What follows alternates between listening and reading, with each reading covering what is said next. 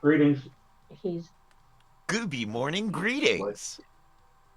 there. We go. Your timing is impeccable, Peanut Gallery. I had literally just hit the transition button. You cannot go over there. That's not for you, Uh, Fuzzy. Hello, friends. Welcome back to some Sunday Shenanigans with me, your host, Trevor Stewart 1308. And we are here with the ASOC Prod Cat and the Peanut Gallery, the chaotic techno wizard. And we will be playing along with NPR's news quiz show, weekly news quiz comedy show. Wait, wait, don't tell me. Mm-hmm. But first, today's pre-rolls brought to you by The Hidden Leaf, Charlottesville, Virginia, on the Downtown Mall, 105 West Main Street, above the brick, Suite 200, between 10,000 Villages and Hamilton's. A great place to go with some great buds to get some great buds, eh, bud? And the only thing better than their bud is their customer service. Also, they do have the lowest prices in town, according to my own personal, highly biased research, which means that I was incredibly high when I did my biased research. Don't forget to check the website for times and events. The website is thehiddenleafseville.com. That is thehiddenleafseville, all one word.com. And a quick note of disclosure, we are an opinionated show and opinionated people. Our sponsors, Firehouse Organics, Hidden Leaf, and Kush Gang, are businesses, and therefore they are not opinionated. They do not necessarily share any of the opinions expressed in this show by these people.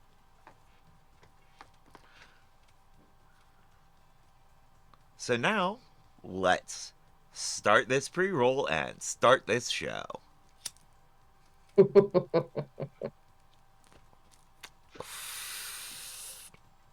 Well, all right. Good morning, Cat. Good morning, Peanut Gallery. Are we ready to do this? We ready to play today's game? Maybe. Maybe. I've been a little tuned out of news this week. As I have been for a lot of weeks recently, apparently.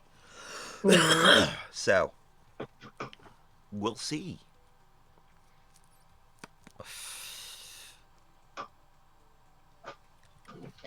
Okay. All right. So, before we get started, any exciting news or anything to share?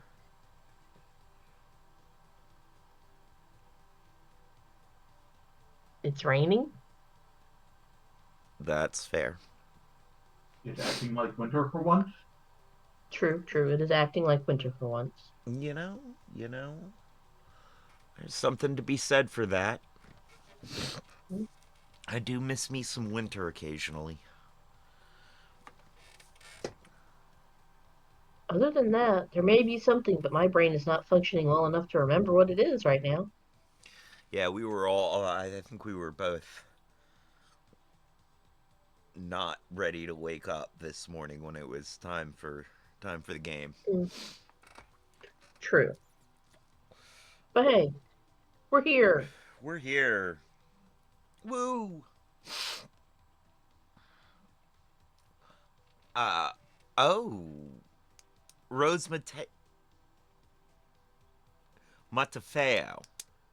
Rose Matafeo is who we are, who's on this week. This should be good. All right. Are you guys ready? Have you clicked on the thing in the thing? Yep, Ready to see if you can hear stuff? Yep. This message comes from Whole Foods Market. Can you Find hear it? sales on supplements, All right. no antibiotics. From NPR and WBEZ Chicago, this is Wait, Wait, Don't Tell Me, the NPR News Quiz. Filling in for Bill Curtis, I'm the voice silkier than Peter Sagal's nightgown. G-O-P-I-N-C. And here is your host Oh, at my. the Studebaker Theater in the Fine Arts Building in downtown Chicago, Peter Sagal. Thank you, Chioki. Thank you, everybody. Thank you, everybody. So Bill Curtis is off on assignment for a few weeks, and we cannot tell you where he is, but if you notice one of the masked singers has a lot of gravitas, you'll know why. Meanwhile, we are delighted we've got Chioki Jensen back to keep on keeping score. Later on, we've got comedian Rose Matafeo joining us, but right now it's your turn. Give us a call. The number is 1-888-WAIT-WAIT. That's 1-888-924-8924. Let's welcome our first listener contestant this week. Hi, you're on Wait, Wait, Don't Tell Me. Hi, my name is Michelle Kanya from Knoxville, Tennessee. Hey, how are things in Knoxville these days? Colder than we like it, full of snow. Oh, too bad, he said from Chicago. I'm Right. so sorry. What do you do there? Thank you. I'm an online athletic trainer, and I work as a teaching assistant in a blended pre-K classroom. Well, that's really cool. Well, Michelle, welcome to the show. Let me introduce you to our panel this week. First up, it's the comedian. You can see it. A blended pre-K classroom has got to be kind of messy, but not nearly as messy as a frappéed pre-K classroom. Well, blended, I guess it's more inclusive and it's less pureed. I mean, given most pre-K classrooms are shaken and not stirred, I think they'll be fine. Does anybody have any idea what he means by a blended pre-K classroom? Means that it's pre-K and first grade together. Or it's pre-K and kindergarten together, and then you end up with the blended kindergarten first grade classrooms, so that you've got a mixture of older and younger abilities as one unit. Okay. Usually it happens either because they're trying out a new educational model or because they lack enough teachers for both classrooms, so they just smush whatever they can that's close together into one thing. They use Blender and animate it. That too.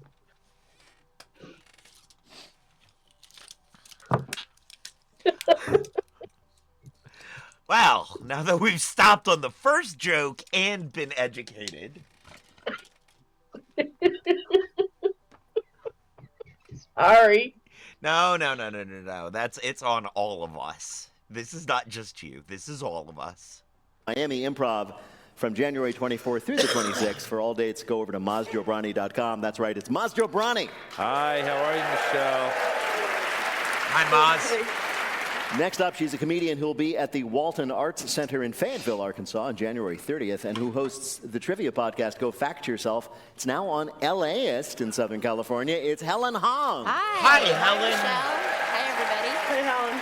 And he's an Emmy and Peabody Award-winning journalist and comedian and host of the new Nat Geo show, What X Does to Your Body. It's Alzo Slade. What's up, Michelle? How you doing? Doing good, how are you? So far, so good. So, Michelle, welcome to the show. You're going to play Who's Chioki? This time, Chioki Jensen, filling in for Bill Curtis, is going to read you 3 quotations from this week's news. If you can correctly identify or explain just 2 of them, you will win our big prize. Any voice from our show you might like to your voicemail. Are you ready to go? I hope so. Okay. Your first quote is from Victor Willis, who is the lead singer of the group The Village People. Our song YMCA is a global anthem that hopefully helps bring the country together. The Village People will undoubtedly bring the country together next week with their performance at what event on Monday? Really? The inauguration. Yes, the inauguration of our next president. I'm sorry. The Wait. Village People will be one of many entertainers. What year is it? Right? And, like, don't the Village People know that they're gay icons? Don't they I think they realize do. that this is, like...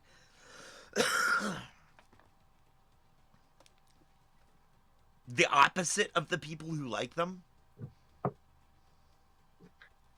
Don't the people that hired them realize this? No. That's the part we can say definitively no. Because all they hear is, macho, macho man. Because I'm a That's macho man. That's all So- they think about. Here's my idea For this performance, instead of their usual attire, the lineman, the police officer, the native, and what else? The You have them dressed biker. up as various political figures in the incoming administration.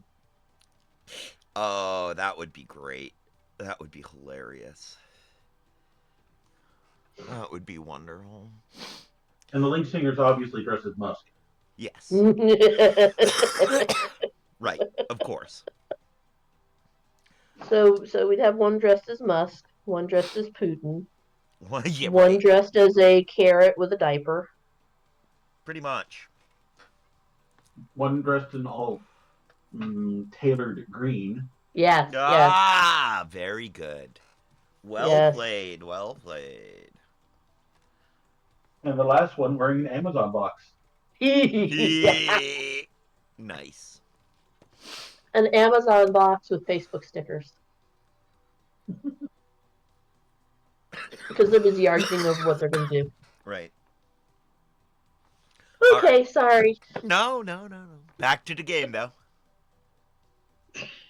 Many entertainers who've been lucky enough to be chosen to play at Monday's inauguration, performing a very favorite song of President-elect. By the way, Mr. Wallace also insists that the song YMCA is not, in fact, a gay anthem. Also, he says their hit In the Navy is about military readiness. And Macho Man is just about a guy who likes nachos, but there was a typo. Do the gays know that the Village People are not a gay iconic group? I don't think so. I don't I think so. either. Yeah, it hasn't. I'm sorry if you are gay and listening. I'm sorry. We should have warned you. That, yeah. No. As you know, this has been a big song. President Trump loves it. He loves to play it at his rallies. He loves YMCA. He loves the song. But then they random. sued him the first time around. Did they really? I think the Village People, he was playing it, and they sent a cease and desist letter. But I guess the check. They ran out of money. Yeah, the check is talking. Yeah. They also said that this is the last living member. Yes, Mr. Willis, who is the lead singer, What? is the last of living member. The rest, of course. So it's just Y. Yeah, pretty much. Y of YMCA. No, That makes a lot more sense there. Why are you doing this? Yeah, I was about to say, Why it are actually you makes doing sense, Ellen, that on Monday, that the big song would just be, why? Why? And we all remember the big story last time, the first time he was inaugurated, was Trump insisting, falsely, that he had the biggest crowd in inauguration history. So you know his people are trying to make it true this time. So be wary. Yeah, If but anybody they're in gonna the be D.C. inside. area gets an invite promising a free vacation in exchange for watching a short presentation. I tell you what, a lot of the folks that the people from Florida, the We talked Floridians about that are those going there, predatory they're not going to people stay before. long because I don't think they understand how cold it is during inauguration. Yeah. Right. That's the coldest I've ever been when I went to Obama's inauguration, ever. And if I could do it all over again, I would not. Wasn't worth it. No. Do you have any advice for the people who will be, and it's supposed to be very cold in Washington on Monday, do you have any advice for the people who might be attending Do this the inauguration? YMCA dance, and that'll No. warm you up. Exactly. Don't go. Stay your ass home. Yeah. All right, here is your next quote. It's from the CEO of a big national chain. When you lock things up, you don't sell as many of them. So, what a revelation. What chain might soon stop putting some of the most common items behind lock and key? Walmart? Target? No, not Target. CVS. It's a chain of drugstores. Oh, CVS. Oh, I'll give it to you. It's the other one. It's Walgreens. You had a 50%. Oh. Right? They're all the same. They're all the same. Keep going. We all get a point. Great news for our listeners with herpes. Walgreens may soon be doing away with their locked cabinets. In recent years, Walgreens and other stores, they've been locking up everything from toiletries to snacks to prevent shoplifting, and we assume, to allow the possibility for meet cutes between employees and desperate customers looking for Tide Pods. But Walgreens CEO admitted finally this week on an earnings call that locking up merchandise, brace yourself, leads to fewer sales. Who Who would have thought At least somebody's that having it announced over the PA in the store that you need the laxative case unlocked would be a deterrent to purchasing it? Nothing deflates buying a razor than standing in front of the razor case and just hearing customer service to razors, customer service to razors, and then just be like, you know what, I can be hairy for another week. I get surprised sometimes at the items that are locked up. Absolutely. I'm like, why is deodorant locked up? If somebody gets the deodorant, that means they're going to smell better. They should steal it. We should be helping that. We should be giving it away. Let's smell better than this town. You know, forever, like I'd go to the barber shop and dudes would be coming in selling soap and lotion and socks, and I never understood where they got it from. Now I know. Did they suddenly stop when Yes, Walgreens? they have stopped. I Yes. see. And of course, the problem is they come and they unlock the case. That's nice, thank you. And they don't leave. And it is so nerve-wracking trying to decide which toothpaste you might want with the employee just standing there. That's why I've been brushing my teeth for the past month with wood glue. You know, as soon as they start unlocking, you're going to see me at barbershops again. All right, here is your last quote. I've seen a quarterback eating a hot dog, but I've never seen anyone do that. That was Fox Sports announcer Tom Brady after cameras caught Eagles wide receiver A.J. Brown doing what on the sidelines during a game? Eating a rotisserie Yes, chicken? that's right. He was reading a book. Oh, What did you say? I said eating a rotisserie chicken because I thought it'd be funny as all get out for an Well, Eagles. it would be. Eagles fan to be eating a chicken. That would be good. But no, he All I was, can think of is a chicken hawk. Exactly. but he's reading a book, huh? That is a pen. It is not tasty. That's what you think. That's your opinion. Yes. Opinion. The self-help book, Inner Excellence, is suddenly the #1 seller on Amazon after Philadelphia Eagles wide receiver A.J. Brown was seen reading it on the sideline between plays. Coaches knew something was up when Brown said, after he put the book down, that instead of being a wide receiver, now he wanted to be a wide giver. And this is actually an interesting story. So this book, Inner Excellence, a self-help book, was self-published by the author in 2020. And it is now instantly the #1 best-selling book on Amazon. So, you know, this inner improvement thing, it works. The author's methods for success, in case you want to follow along, are, in essence, give the best of what you have that day, be present, and get an NFL player to read your book on live national TV. I haven't seen anybody read a book in a long time. Anywhere. Anywhere. Yeah. Much less on the sideline of a game. I feel like y'all need new friends. No, everyone's on their phones. If he were like scrolling on his phone, I'd be like, all right, yeah. But he brought out a book. I'm thinking if I'm on A.J. Brown's team and he's supposed to be giving, like, you know, the speech to rile us up. Yeah. And he's reading a book before the speech. And then he comes in the circle and he says, guys, we have the power within ourselves to go out onto the field and defeat the opponent. Yeah. Guys, not gonna work. the playbook was inside us Yeah, the whole time. Jackie, how did Michelle do in our quiz? Well, Peter, you might want to sign up for Michelle's services because she gets results. Nice. That's great. Congratulations. Well put. Thank you. Take care. What was that?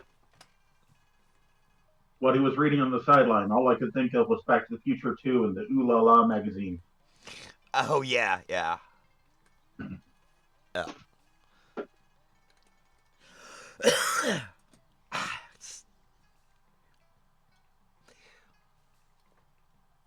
I found that magazine, Ooh La La, in Back to the Future 2 to be like... It was somebody's idea of what one of those magazines would be like if it weren't so bad. Mm-hmm. It was, I found that to be such a strange, like, looking back at it after I grew up, I was like, That is just bizarre.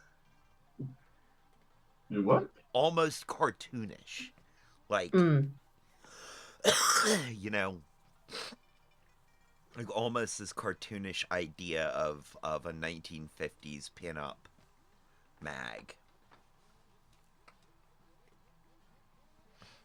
Well, they were also trying to keep it PG. There's that. That is true. So you've got what it would look like for the time. You've got trying to keep it PG. And they still had him kiss his mother. I mean, true, but you had Luke kissing his sister, so. Yeah, but Luke didn't know.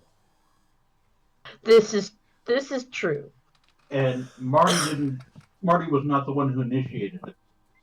Yeah. There's that. So she didn't know that either, but you know, I do appreciate the whole line of, it was kind of like, that was just like kissing my brother. That is weird. I'm not doing that again. It's like, thank you, please don't do that again. Yeah, right? I'm glad they put that in. I am. Ultimately, glad they put that in. All right. Back to the game. Hi. Picanito just loves to be up in my stuff.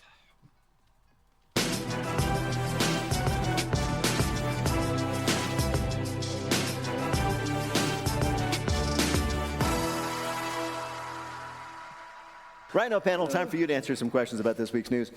Also, a high-ranking Polish general has been fired after a shipment of anti-tank mines he was in charge of were found where? In his kitchen. No. It is Not his garage? kitchen, but at a place that has a lot of model kitchens for you to shop. IKEA? At an IKEA. No. That's awesome. So this general, who's in charge of like logistics for the Polish army, had this ship. Peanut Gallery, did you say IKEA? Yep. Yeah. Both of you got a point on that. I did not. I said Lowe's. I just really, really hope that the gentleman's last name is not Sledjanowski.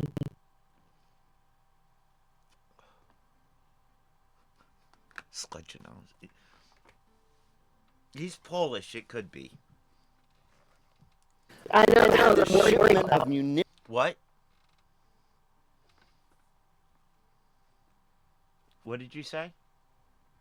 Yes, that's what I'm worried about. That sounds like something that could very easily have happened within my family. Oh, it's a family name. Okay. I mean, his name could be Pulaski. Could have happened in my family. Just saying.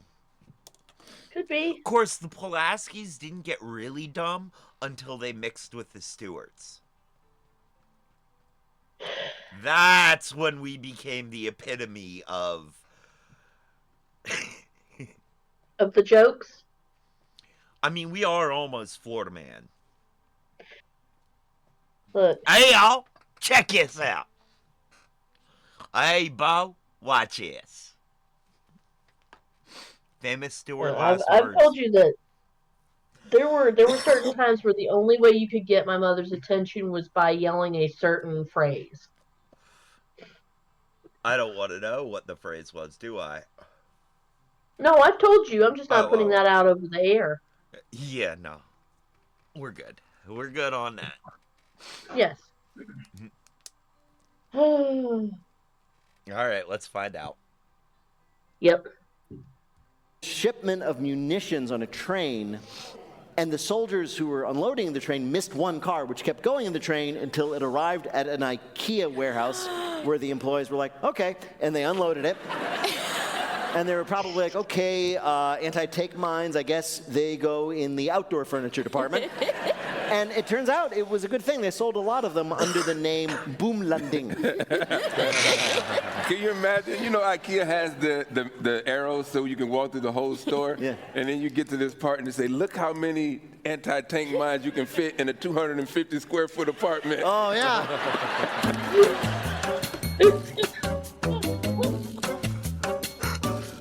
Coming up, our panelists fall madly in love in our Bluff the Listener game. Call 1-888-WAIT-WAIT to play. We'll be back in a minute with more of Wait, Wait, Don't Tell Me from NPR.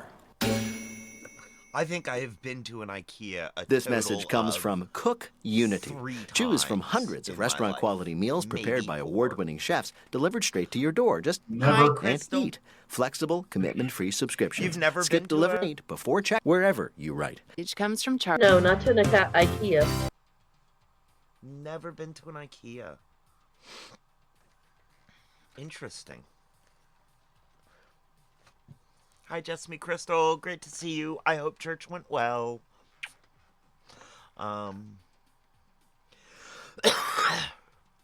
Really never been to an IKEA.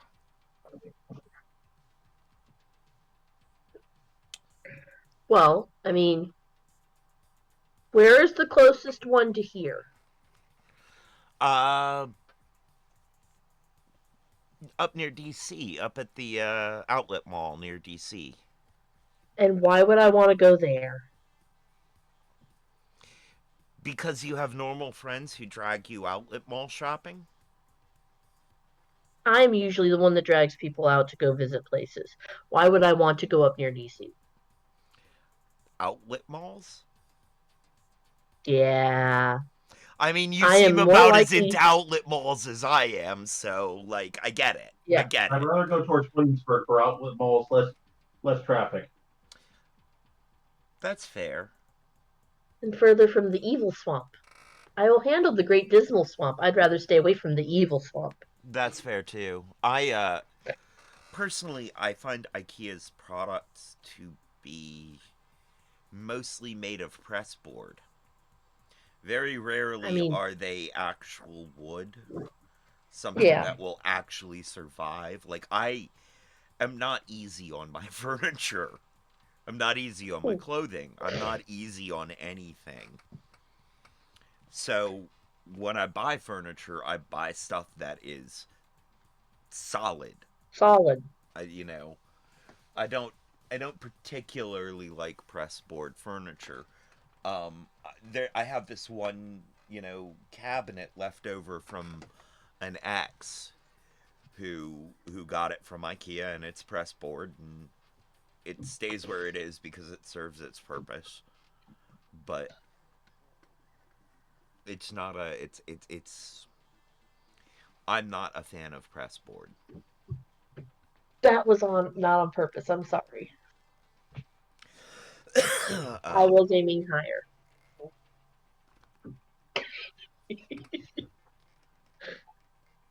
So, yeah. You sure you want to hand that back to me so I can throw it at you again?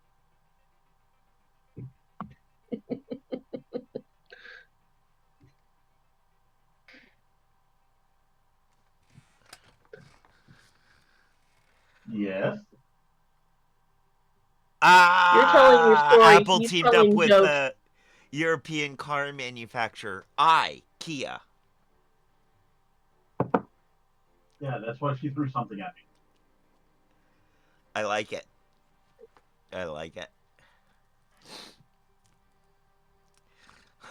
I'll end up getting something thrown at you again, aren't I? Just by repeating your jokes. No. No, because you're the one saying them, and I can't actually throw anything at you over the internet. That you're aware of yet. I mean, true. Well, there are plenty of things you can throw at people over the internet. Insults and compliments. It's arguable as to which one does more damage. This is very true. Agreed.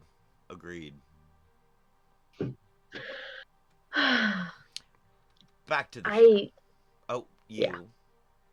Nope. Back to the show.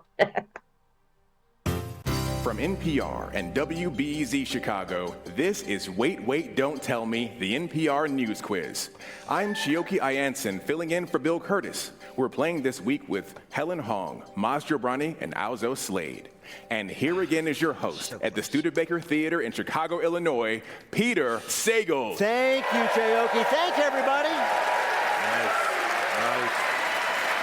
Thank you, everybody. Right now, it is time for the Wait, Wait, Don't Tell Me Bluff the Listener game. Call 1-888-WAIT-WAIT to play our game in the air, or you can check out the pinned post on our Instagram page at WaitWaitNPR. Hi, you are on Wait, Wait, Don't Tell Me. Hi, Peter. Hi, panel. This is Olivia from Washington, D.C. Hey, Olivia. That's great. What do you do there in Washington? I work in abortion rights, which is always an exciting time. Oh. But when I'm not doing that, I am just kicking it with my cat and playing curling. I'm sorry, you said playing curling? What? I do play curling. Shout out to the Potomac Curling Club in Laurel, Maryland. Well, that's great that you're a curler. You must be so excited for the impending invasion of Canada then. Well, welcome to the show, Olivia.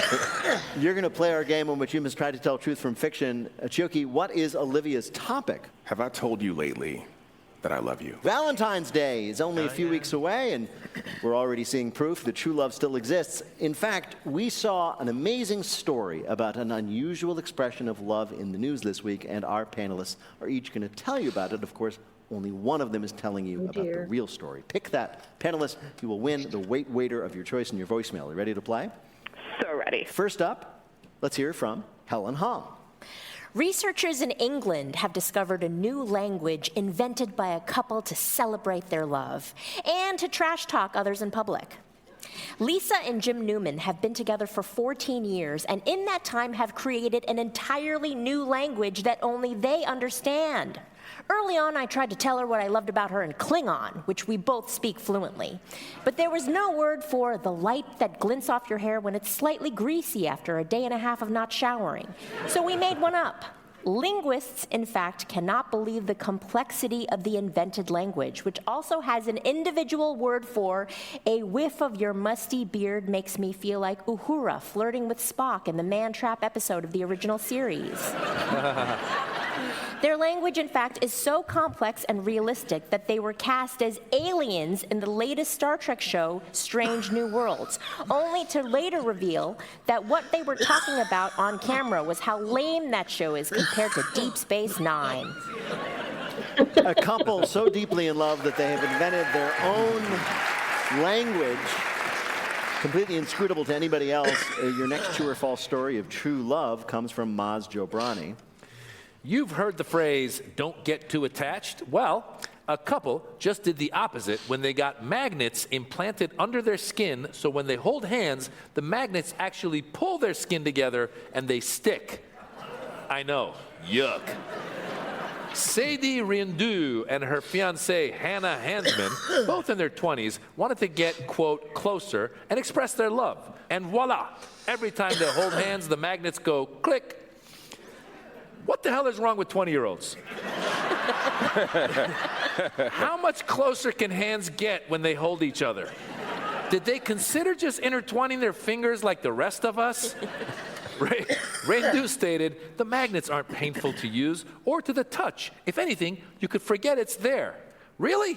How about when you go to open the fridge and the outside of your hand gets stuck on the metal door? Thank you. Or how about when you try to give someone a quarter, but it won't disconnect from your hand? Quarters are so much in love that they installed magnets, so when they hold hands, they are really holding hands. Your last walk down Lover's Lane is from Alzo Slade. As people become more self-conscious about their role in global warming, having a sustainable household has become increasingly attractive. One couple in Tallahassee, Florida, didn't think their love could run any deeper until they made the commitment to sustainability. Ruby and David Summers said it started when David mistook Ruby's toothbrush for his. He felt like he could feel her spirit when he was brushing. They decided to just have one toothbrush.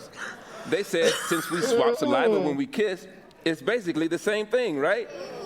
They now share and recycle many items between them that most of us would find strange. Ruby loves when David leaves his used dental floss on the bathroom counter. No. When she uses it, they not only are being sustainable, but she feels as if they're sharing a meal when she finds a piece of spinach or corn. They also enjoy sharing each other's bath water. There's nothing that says love like sitting in the tub of your partner's floating dirt. No. I'm sorry. It's Florida. It's probably C, but I'm taking A. Deepest kind of love that we saw in the news. Was it from Helen Hong? A couple. I'm going A because the other two are no. Yes. Me, yeah. All three of us are going A. Because the other two are no. Whether the other two are true or not, we don't want them to be. Exactly. Hong, a couple who have invented their own extraordinarily complex language. From Mazda Brunny, a couple who actually had magnets installed subcutaneously, so when they held hands, they were truly bonded. Or from Alzo Slade, a couple that decided to take sustainability as far as it could go. Yeah, I think Maz's story of magnet implants is going to become the hot romance trope of 2025. You really? All right, that's your choice. It's Mazda Brownie's story of the couple that installed magnets in their hands. To bring you the real story, we actually spoke to a reporter who covered it. They say they can't even feel the magnets, but it's become a fun party trick. That was Rania Shimona. I'm pretending you said A Detroit, anyway. reporting on that real couple. Congratulations, Olivia. You got it right. You have earned a point for Maz just for telling the truth, and you've won our prize. The voice of your choice on your voicemail. Thank you so much. Take care. It just seems so problematic. Like extra things go wrong. I mean, when I was trying to figure out how to use magnets to do the lighter trick, the magnets were sticking to everything and not the lighter. Like, it was... They're too fiddly. They're not gonna... It's never gonna be exactly what you want. It's always gonna be something, like... different. Wrong. Well, there's also just the fact that there are so many things in your day-to-day life that you touch that you don't necessarily want a magnet next to. You know, I'd think that. And that's where I originally was going with it. But then I realized that, like, everything is covered in fucking Uh-oh. Bob. Everything is covered in magnets these days. I mean, true, but... Like, your phone I'm has, like, 8 magnets just around the outside. Yeah. You know? It's... But, like, you don't want to be handling your debit cards with magnets on your hands. Right. You don't want to be... Well, although now it's all chips and taps. True. So it's not like your magnetic strip is gonna go. I mean, granted, I have cards that only have magnetic strips still. Exactly. But very few of them. We're moving away from that. If you are living in a house with various collectibles, yeah, there's no way that you want to touch anything like, say, grandpa's or dad's or whoever's VCR collection or cassette tape collection, or the worst one of them, the 8-track collection. Oh, yeah, you could just eat all of the information right off of those real quick. Yeah. Now, that's not something your average 20-year-old collection. Oh my God, yes. All of them. So quick. So easy. Just... Oh. No more info for you. Yeah. What? Viagra. It won't be a floppy disk anymore. I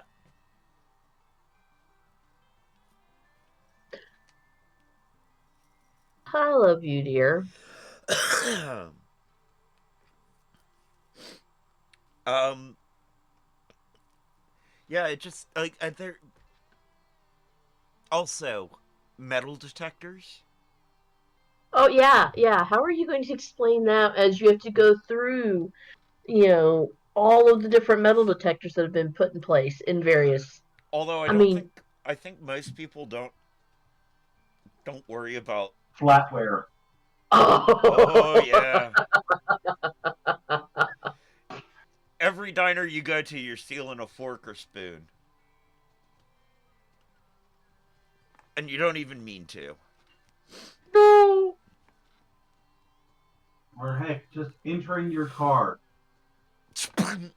I can't let go of the door. Oh. Going to the beach, you are never getting the grit off your hand. You cannot wash it away because there's iron particles in the sand and you're going to have it stuck. Yep. Cereal. Eating cereal. Oh. Even if you have a plastic spoon to eat your cereal, you place your hand next to the bowl. Yeah. I just see so many things wrong with this idea.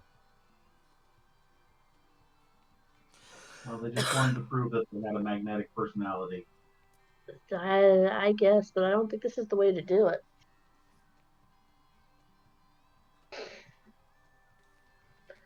All right. Wow. We really are nerds. In that we can take any idea and dissect it down to the worst parts of the idea. I mean, yeah. That is some full frontal nerdity right there.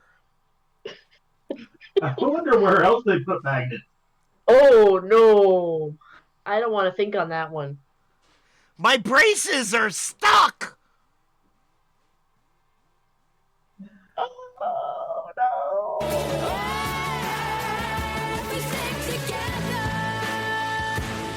And now the game we call Not My Job. Rose Matafeo got her start doing stand-up comedy in New Zealand as a 15-year-old. Since then, she's gone on to win Best Show at the Edinburgh Festival, write and star in her own comedy series, Starstruck, and she has a new comedy special on Max. But most importantly, she, like so many other ambitious people, has found her way to the pinnacle of entertainment jobs, game show host. Rose Matafeo, welcome to Wait, Wait, Don't Tell Me. Someday we'll get there. We'll be a game show host. You are, the I three think, of the us first great comic I've talked to out of New Zealand. And you were very I'm not successful involving there magnets, if that's the before thing. you went to the UK with your show in 2020, right? You won all these awards and had TV shows and stuff. Is that right? Oh, yeah, but as you say, I started when I was 15, so it was kind of child labour vibes. I was thrown into the comedy mines to start stand-up as a teenager. I started quite young. There's not many people in New Zealand, so I think I just, they eventually give you an award if you keep at it long enough. Right. Is it true, by the way, that, everybody in New Zealand knows each other because it's so relatively small? Like, we read, for example, that the Prime Minister of New Zealand, either before or after she was Prime Minister, used to, open up your shows for you? Yeah, well, she did. Jacinda Ardern. She was the Minister of Arts and Culture, so it did make sense that she kind of knew some of us, and she did do a sort of monologue that we did improv comedy based on. So I know it's horrible to make generalizations, and New Zealand is a large place. It's a metropolitan capital of the world, all of that. But it is true that lots of us do know each other, yeah. And I met her a few times. So she's really cool. I mean, when your Prime Minister is doing monologues for you and at like 100-seater, you're like, yeah, that country's quite small, isn't it? Yeah. Well, Donald Trump is the opening act of this show. Absolutely. Every time. He's got to kill a 5-man. He's coming after I mean, I assume that you went to the UK eventually. You relocated there because everybody in New Zealand had already seen you, so there was nobody left to come see your show. Oh, no, you think that's a joke? That's kind of True. Grandma would come to our shows all the time, to the extent where she would start coming back to shows with heckles for jokes that she had heard before. Wait a minute. That's harsh. Was your grandmother just as funny as you? Nah, she's really not funny at all. She won't be listening to this, so that's good. No, she's very funny. I think, but in that way that they don't really know that they're funny. What's very sweet is my grandmother is so lovely and sweet that the heckle that she came up with for one of the jokes was, I think I was mocking her for the way she pronounces. For some reason, a certain generation pronounces muesli as muesli. And I was, really ripping into her for that because, my comedy is cutting edge. You started it. Okay. Yeah, and then she's the kindest person that her heckle was, well, next time I'll make you something else. Yeah. Her version of absolutely taking me down was just offering me another breakfast option. You have a new special. It's on Max. I've watched it. It's called On and On and On. I have a question for you that comes from a very American perspective. It seems that I forgive you. Thank you. It seems that in this comedy special, which is very funny and charming and original and different and surprising, that you are from New Zealand, you taped it in London in front of a British audience, but you seem to be wearing a University of Minnesota shirt. Don't get me started on this. I've never had. Not many people are like, hey, great to watch the special, blah, blah, blah, blah, blah. You usually get those kind of comments. I have never got a public reaction as big as the fact that I have accidentally worn a University of Minnesota shirt that I found in the middle of Malmö in Sweden in a secondhand shop. And I was like, that's a cool yellow t-shirt with my last name initial on it. I'm going to wear that. I won't be living that down for a while. No. Go Gophers, I guess. You won't. Golden Gophers. So They're called the Golden Gophers. You can tell. Go Golden Gophers. You best believe I was straight to the Wikipedia page to see if there had been any massive controversies at the University of Minnesota. Yeah, clearly. Am I good? You're looking for massive controversies. You've never been to Minnesota, have you? Minnesota. Maybe I could get like an honorary doctorate or whatever people get. I've never been offered one of those. Really? So maybe the University of Minnesota can step up and offer one of those little hats or something. I just want to wear that little hat that people tend to wear. I don't know. Right. So I want to talk to you about something close to my heart. You are hosting a game show now, the greatest job you could ever have. Taskmaster Jr., which is based on a show Taskmaster, which has a bunch of comedians doing silly tasks for points, except in your version, instead of comedians, it's kids, right? I was asked, alongside Mike Wozniak, to be the Taskmaster, who's the person who gives out the points. And sort of judges 5 children, gives out points. That's a hard job. I had to really figure out how to do that. But So imagine doing it with children. You're ranking little kids? Look, I work with... yeah. So you're very... The conceit of the show is the Taskmaster, that's you, are a very imperious figure sitting in a big chair. You don't smile much, and you are like rating these children. You have sent these children out to do these difficult tasks of discovering this or figuring out that or competing in this, and then you have to judge them. Oh, and you know what? I'll say, when I did the pilot for the show, I was like, how am I going to do this? They're just gorgeous children. They're the future. I don't want to kill their spirits young. And after about 2 episodes of it, I was like, this is easy. This is so easy. I just don't care anymore. Those children are lovely and they're cute, but they fight back. Well, Rose Matafeo, it's a real joy to talk to you, and we have asked you here to play a game that this time we're calling On and Off and On. So your special, as we have discussed, is called On and On and On. So we thought we'd ask you about some of those famous couples that have gone on and off and on again. Get 2 or 3 questions right about these tempestuous and flighty people. You'll win our prize for one of our listeners. Chioki, who is Rose playing for? Stephen Ward of Atlanta, Georgia. All right, you get 2 to 3 right here. You win. Let's do it for Stephen. Let's do it for Stephen. Here's your first question. The most famous on and off again relationship was, of course, Elizabeth Taylor and Richard Burton. But Ms. Taylor wasn't just kind of indecisive with him. She once broke off her engagement to another man just because of what? A, they were traveling in Asia and he would not let her buy an elephant to bring home. B, he chewed with his mouth open one time. Or C, his habit of saying wee right before they got into bed together? I'm going with B. You know what is weird? What? I think I know the answer to this question. Yes. Because I am fascinated by her. I think it is B. Here's the funny thing. That's not right in this case.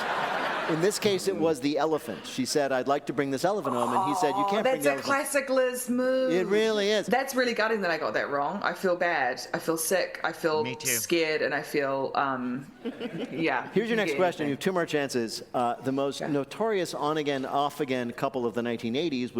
Did any of us say A? I did. All right. Yeah.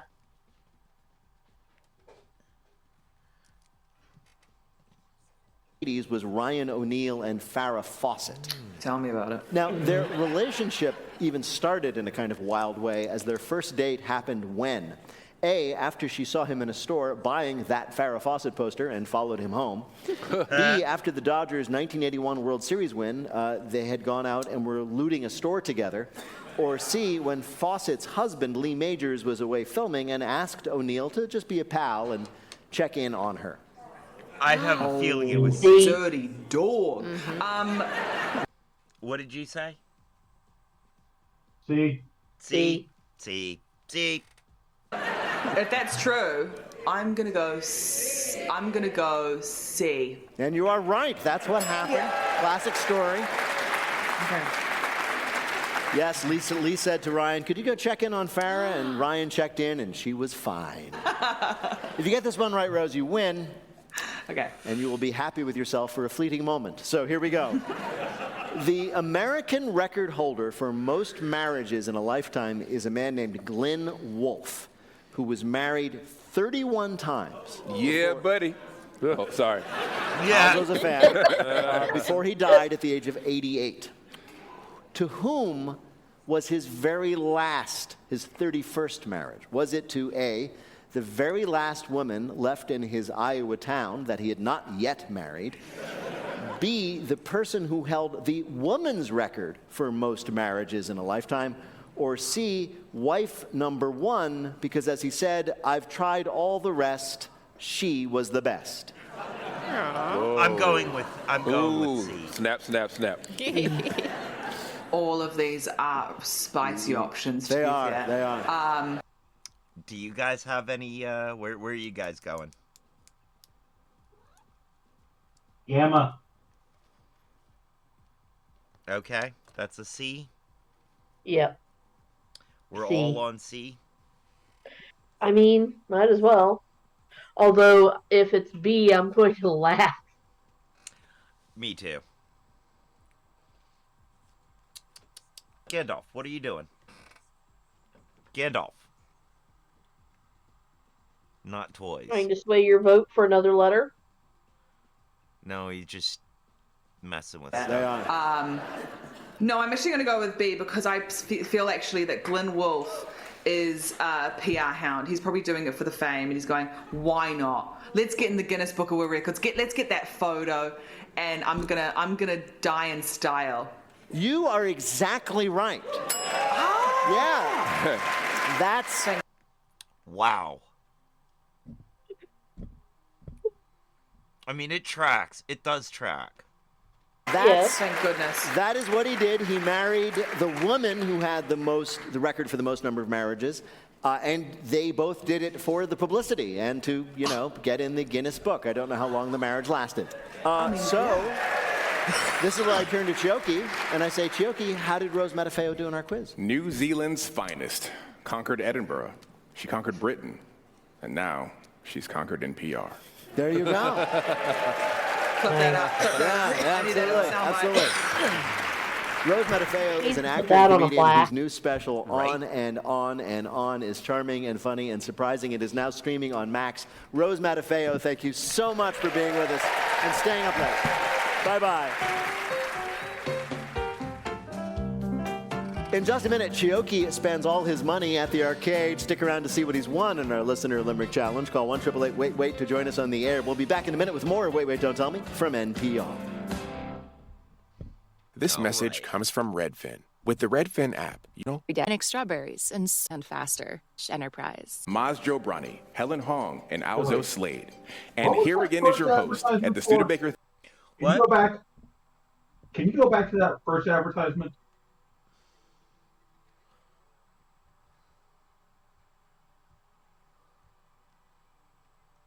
Features, and you'll receive real-time notifications tailored just for you. Ready to see with the Redfin app. In just a minute, Chioki spends all his money at the arcade. Stick around. Looking to buy your dream home or rent a suite apartment? Get Fin app and start searching today. Great for grilling, but at an enterprise level, tracks key metrics so you can Tell me the NPR News Quiz. That would have been. I'm Chioki Ianson. That would have been funny if Yes. Red Note started advertising on NPR. That would be. That would be different. I guess That's why today I was- would be the day to do it because TikTok has gone Yep. dark. Yep. Yep. Now you understand why I wanted you to double check on that, because I misheard it. Yeah, I get it. That makes sense. TikTok has gone dark, friends.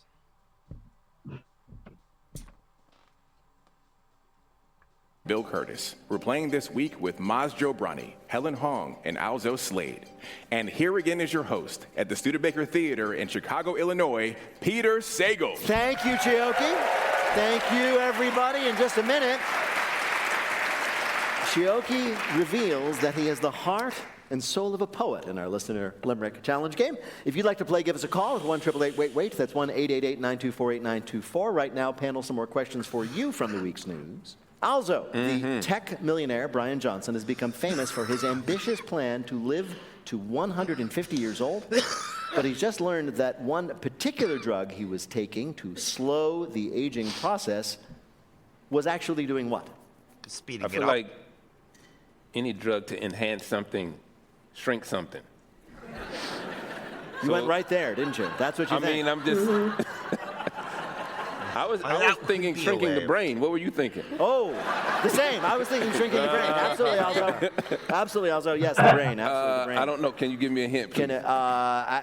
It's sort of. Let me put it this way. It wasn't helping. It was Hurting. Right, meaning it was. It's painful. No. What? If he Shortening was his taking life. it to slow the aging process, instead the drug did what? He's gonna die soon. Yeah, it sped up the aging process.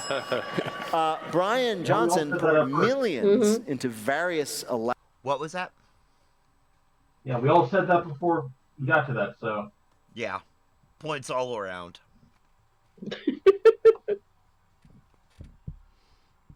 Elaborate and advanced techniques to stop himself from physically aging, including getting blood transfusions from his teenage son, taking a vast array of experimental and off-label drugs, and pretending he really likes Skibbity Toilet.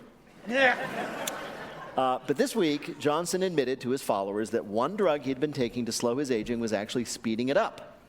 And as soon as he realized something was wrong, he was like, "Dag nabbit, my apothecary has hoodwinked me."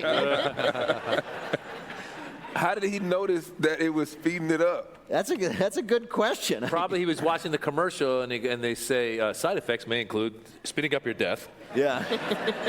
You may Shrinkage. He just started watching like daytime television out of the blue. Right. All of a sudden, he found himself really interested in that Matlock reboot. Exactly. You know? Only watching CBS. Maz, this week, Sony announced that soon the PlayStation console won't just have, great graphics and sound. Players will also experience what? Feelings. No, that will never happen. No. AI. That's a good answer. Give me a hint. I will give you a hint. It makes the rotting flesh of the zombies you're fighting that much more realistic. Smell? Smell, yes. Yes, amazing. So many discoveries to be made. For example, just as you always suspected, Lara Croft uses natural deodorant. Sony says that the technology, when it is introduced, will, quote, engage scent to fully immerse you into the world of the story. Nope. Oh, nope. I don't need that. No. That is something that nobody asked for. No. And Sony, nobody asked for this. Yeah. How does that work? Does a guy just show up with a spray? This All right, may not be we like want high tech. They might television just put a for piece of cooking old shows. cheese in the console and then seal it and send it Kind to of you. works. Yeah. Helen, We What did do you not say? want television for video games. No. So we want television for cooking shows. Yes, but not Or video for games. gardening shows when they're showing off all the really pretty plants. Yeah, except for not for the parts where the compost. Deep in the manure. Well, yeah, I mean, true, but still, we want that kind of smell-o-vision where we're talking about this is such an awesome thing. Don't you wish you could smell it? Yes. Yeah, not the zombies. Not the zombies, not the racing games where your living room's going to be full of exhaust fumes. Right. I have no clue what they would Or put the on fight games. It's gonna smell like the inside of a locker room. Exactly. What would they make something like your space game smell like? Probably more exhaust fumes and plastic. And well, outer space smells like cooking meat. Either way, that's not what we want. No, we want the smell-o-vision for the nice things, Well, for the cooking shows. I the don't mind the baking smell shows. of cooking meat, but like the problem is like it'll make me hungry. Right. Like I don't need that. I don't need that help. No. No help. All right. Okay. PlayStation. Helen, Apple users are panicking this week after it was discovered that the newest iOS update may disable what iPhone function? Can't be cameras, because that's too essential. Right. I'll give you a hint. A lot of people are going to have a new excuse for being late to work. Oh, the alarm? The alarm function, yeah. No. Users have been reporting the same glitch in the latest iOS version where their alarms trigger hours after they've set them, or sometimes not at all. Huh. And nothing gets you a good night's sleep than thinking, well, there's a 50-50 chance my alarm won't go off. Right. I mean, that's real. It's like your alarm doesn't go off. That's the universe speaking. Yes, it is. I have defaulted to using my iPhone alarm solely and not using any other alarms. See what I mean? So if it didn't go off, I would not be here right now. I see. What other alarms are there? Do people still have clocks next to their bed? Like, you know, the old ones? Those were great. Those were great. What I need from Apple is their guarantee that if I'm late for something, Tim Cook will personally write a note saying it's his fault. I didn't even write $1 million check. Or you can give everybody roosters. That's the solution. No. That's the solution. That's a great solution. No, because those don't actually work. You got an Apple phone, you get a rooster. Helen has roosters. So you're awake whether you want to be or not. Well, that's between you and the rooster. You're you got to train your rooster. Your alarm could be for 10:30. 10:30, and I heard if you tap the rooster on the head, you get 10 more minutes.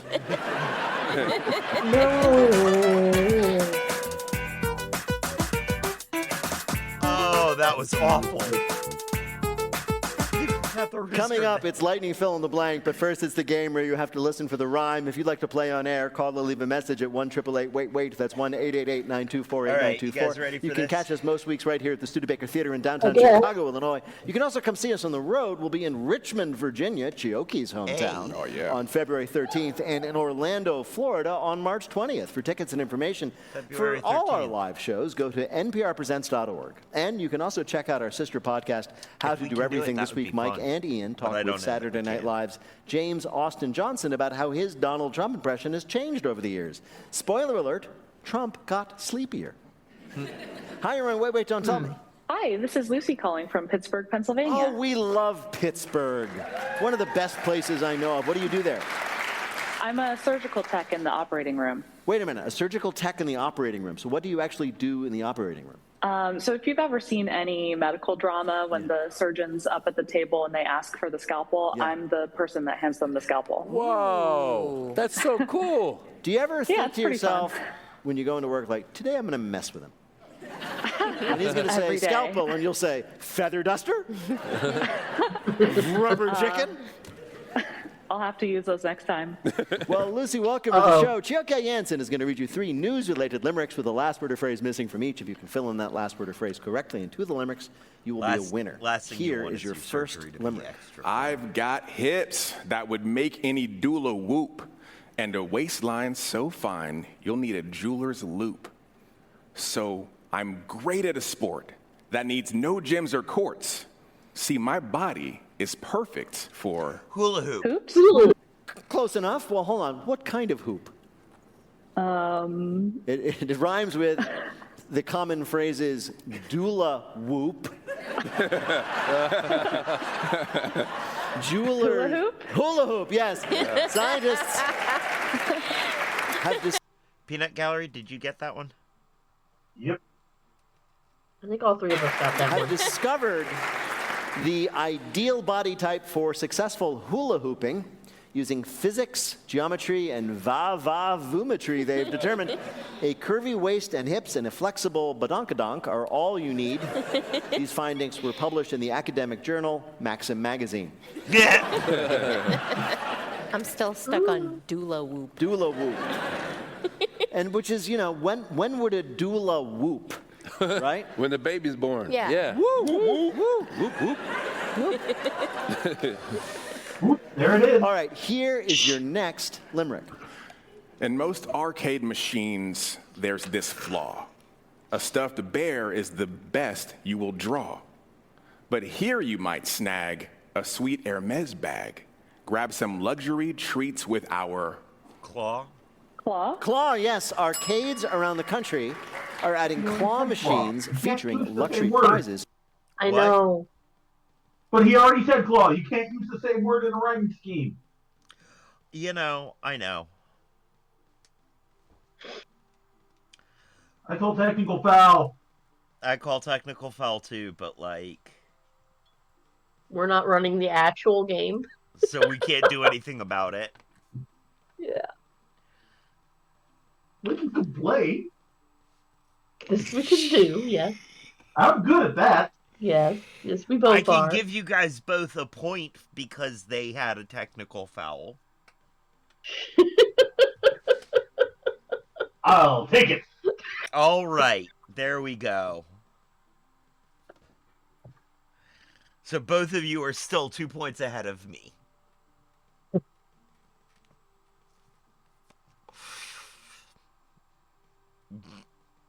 Prizes in order to attract older players. Prizes include designer handbags like Hermes, high-end gaming consoles, and a sticky hand toy that doesn't get stuck to your ceiling. One arcade owner in Queens charges $50 a try. What? And says that on average it takes about 4 to 7 tries to finally get something out of it. It's a great deal. By playing 6 times, you can win a $150 Nintendo Switch for about $300. Right. Mm-hmm. I know I've spent too much money trying to get the thing that pushes the coins off. Oh, yeah. That never works. That never works. That's a sucker's game. Yeah. All of them are suckers. Did you just call me a sucker? Indirectly, I think I did, yes. But I was a sucker, though. Yeah, I know. You went for that stuff. But then, you don't. If you can't win a bear with the claw, what makes you think you're gonna win a Hermes bag? Right? Faith. Yeah, faith in yourself. Faith sailing. All right, here's your last limerick. In a field that they don't know so well, science winners go wild and go tell. They see glowing raccoons and hear ghosts by full moon. Their brains rot once they win the Nobel. Right, the Nobel. This week, a science site wrote about Nobel disease, or Nobelitis. It's a observed phenomenon where scientists who win a Nobel Prize suddenly become really dumb. It turns out you would be amazed by the number of Nobel Prize-winning scientists who accept the award and then say in their speech, and my next area of research is ghosts. Isn't it crazy? They do all of this studying and all this hard work to get to the Nobel Prize and become dumb. And us just regular folks, we don't even have to do all that. We're just dumb from the beginning. We just beat them to it. You know what I'm saying? It's great. Yes. Yeah, we don't know why this happens to the extent that it does. Maybe they make those Nobel medals out of lead. Jokey, how did Lucy do in our quiz? It's well known that the listener limerick challenge is the only thing more difficult than surgery, and Lucy handled it. She got all 3 right. Well done, Lucy. Thank you so much. Thanks for playing.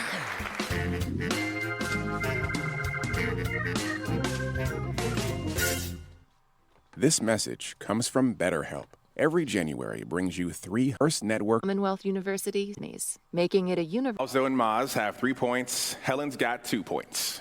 Okay, so that's now on to our final game, Lightning Fill in the Blank. Each of our players will have 60 seconds in which to answer as many fill-in-the-blank questions as they can. Each correct answer now worth 2 points. Jokey, can you give us the scores? Alzo and Maz have 3 points. Helen's got 2 points. Okay, so that means... The pressure. The pressure. Helen, you're going to be up first because you're in second place. Here we go. The clock will start when I begin your first question. Fill in the blank. On Thursday, Benjamin Netanyahu delayed a vote to approve the ceasefire in blank. Gaza. Right. On Monday, 2 Russian cities were hit with a drone strike from blank. Ukraine. Right. Following an encouraging report in... Did you guys get both of those? Yep. Yes. Okay. I thought so. I just wasn't certain. An encouraging report from blank. In inflation, the blank surged 703 points this week. Dow Jones. Right. On Monday, SpaceX launched 2 missions to the blank. The moon. Right. After an Alabama district court judge deemed 2 opposing lawyers to be acting unprofessionally to one another, he filed an official order requiring them to blank. Mud wrestle. Requiring them to have lunch together. You said go to counseling? Yeah, he said couples counseling. I think that's better than lunch. I'm sorry, I'm giving you the point. I'm giving you the point for it. It's close enough. I think you got the point there.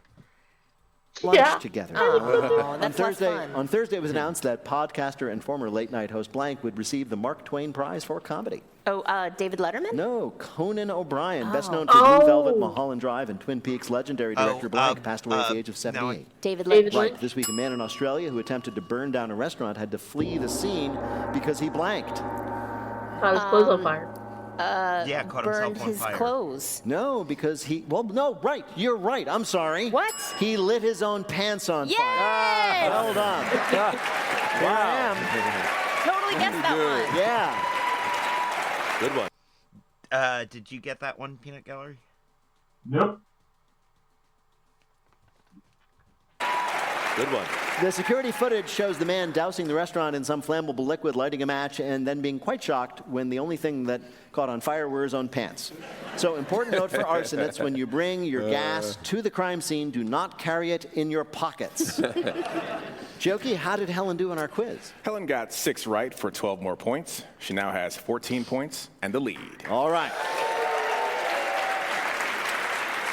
Let's arbitrarily pick Alzo to go next. Fill in the blank, Alzo. On Wednesday, blank delivered his farewell address to the nation. Biden. Right. Weeks after being impeached for declaring martial law in his country, the president of blank was arrested on Monday. Korea. Right. Thanks to an incoming Arctic blast, the U.S. will face its blankest temperatures in over a year. Lowest. Coldest. Oh, coldest. Right, yes. Arctic is the key. Yeah, Arctic would be the key. This week, officials in the UK said that residents should not be concerned about the loud bang and giant mushroom cloud of smoke emanating from the local blank. Explosion. Nuclear No, plant? emanating from the local nuclear plant. On Monday, Starbucks announced they were reversing a policy that let anyone use their blank without making a purchase. Bathroom. Right. This week, a woman in Russia walking to her gate at the airport stepped onto a moving walkway and discovered blank. It was not moving. No, that it was actually the baggage conveyor belt. It was seen on closed-circuit TV footage stepping onto the conveyor belt and getting pulled through the small doorway into bag processing.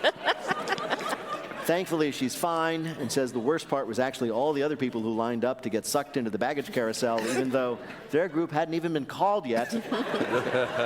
Jokey, how did Alzo do in our quiz? All right, Alzo got 4 right for 8 more points, a total of 11, which means Helen is still in the lead. All right. Why are y'all clapping?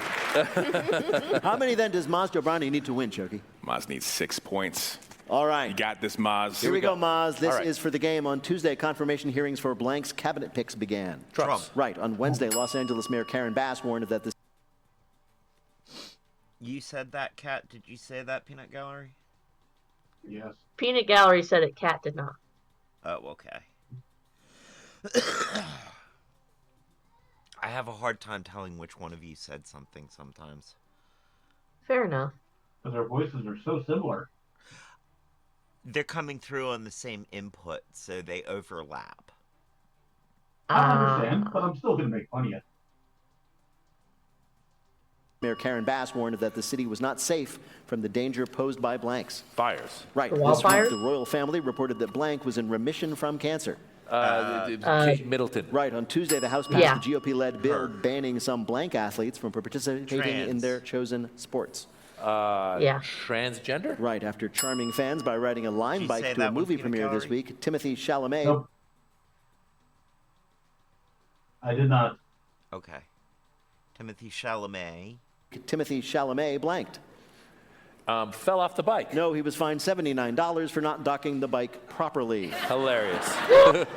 On Tuesday, social media app RedNote jumped to the top of Apple's charts thanks to the potential The ban shuttering of blank. of TikTok. Right. TikTok According ban. to a new report, 1 in 20 people who caught blank may suffer long-term effects. COVID. Right. After COVID. multiple warnings from the city, a woman in Memphis has a court appearance because she refuses to remove blank from her yard. Snakes. From Memphis, she refuses to move blank from her yard. Elvis. That would tractor? be barbecue. No, the giant 12-foot skeleton. What? The woman who had planned to leave the skeleton up, and then she put it up for Halloween, and she planned to Closest leave it with up Elvis. all year and decorate it based on whatever holiday Yeah. was closest. But the city is demanding she take it down, which is a real shame because nothing says Happy Valentine's Day than a 12-foot skeleton.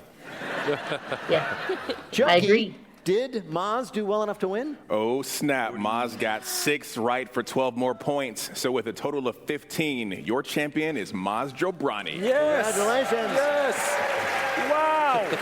I feel like I want to be a hater, but champion is too strong of a word. Let me have this. Come on. Alzo, let me have this. Come on. In just a minute, our panelists will predict what unusual thing will an NFL player next be spotted doing on the sidelines. But first, let me tell you that Wait, Wait, Don't Tell Me is a production of NPR and WBEZ Chicago in association with Urgent Haircut Productions, Doug Berman, Benevolent Overlord. Philip Gotica writes our limericks. Our public address announcer is Paul Friedman. Our tour manager is Shana Donald. Thanks to the staff and crew at the Studebaker Theater. BJ Liederman composed our theme. Our program is produced by Jennifer Mills, Miles Gernboss, and Lillian King. Special thanks this week to Biniam Bazuma and Monica Hickey. And a special welcome this week to our new jolly good fellow, Hannah Anderson. Welcome to hell, Hannah. Peter Gwynn can do 5 sets of 47 push-ups every morning. Emma Choi is our vibe curator. Technical director is from Lorna White. Her CFO is Colin Miller. Our production manager is Robert Newhouse. Our senior producer is Ian Chillog. The executive producer of Wait, Wait, Don't Tell Me is Michael Danforth. Now, panel, what's the next surprising thing we'll see on an NFL sideline? Helen Hong. Players birding. Maz Jobrani. Players testing out mattresses. And Alzo Slade. They're going to be playing Wordle on those little tablets that they're supposed to be reviewing plays on. And if any of that happens, we'll ask you about it on Wait, Wait, Don't Tell Me. Thank you, Joe Jansen. Players Thanks also to Alzo actually Slade, reviewing the Maz play. Jobrani, and Helen Hong. Thanks to all of you for listening. I'm Peter Sagal. We'll see you next week.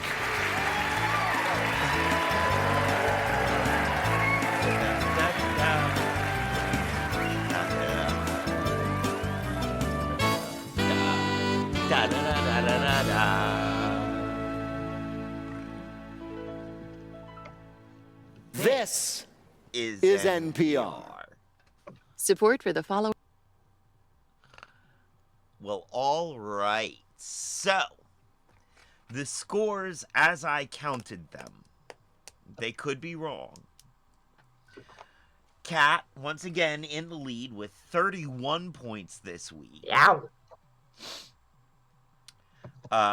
Peanut Gallery, not that far behind with 27. And me taking up the rear with a solid 25.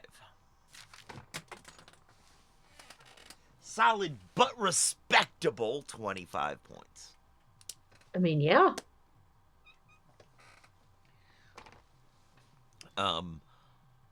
I admit I might have missed some people's answers. Mainly Peanut Galleries. Sorry. That's okay. Part of it is she's closer to the mic than you are. Yeah. You do seem to have an easier time figuring out who said what when we're on different. Yeah. Different inputs. Different mics. But hey, it's just a game. We are just playing for fun. The points don't matter. And what Wrong we game have show. proved here, though, is that with a little practice and attention, you guys are both smarter than me. I would not say that. Well, your scores go higher than mine.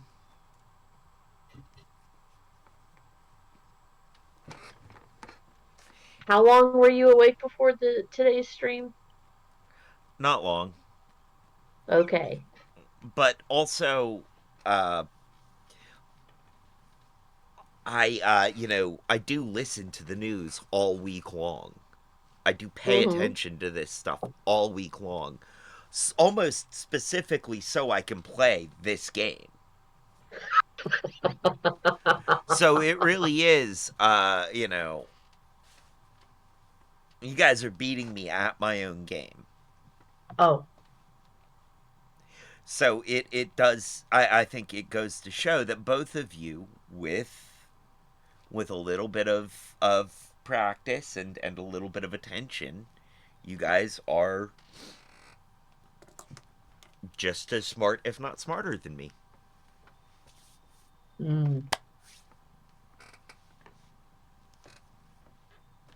I will take just as smart. Well, whatever compliment you want, that's the compliment that's supposed to be meant there. Uh-oh. The compliment I want is $1 million check. Unfortunately, I don't like you that much. I don't blame you. I love you.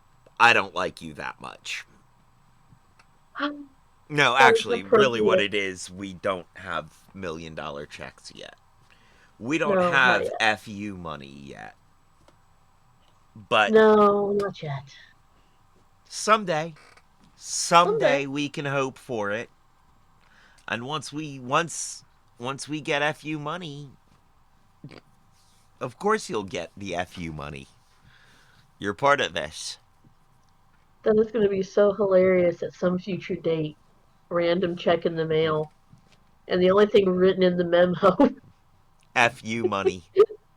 is a tracing of one of those F-bombs I gave you. Right.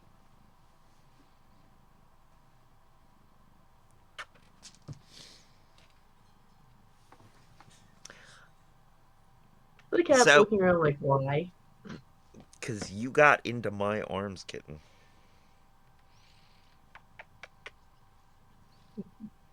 Such a sweetie. Pequeñito, huh? Well, friends, thank you guys for being here. Cat, Peanut Gallery, thanks for playing along. It has been a delight, of course. Thank you, Just Me Crystal. Great to see you in the chat. Love you much. Stick around for the raid. We will be raiding out to the Sunday No Pants Raid Train, as we do every Sunday. And now is the time on the show when I say, as they say around here, 2 up, 2 down, VA, double deuces. We're out, y'all.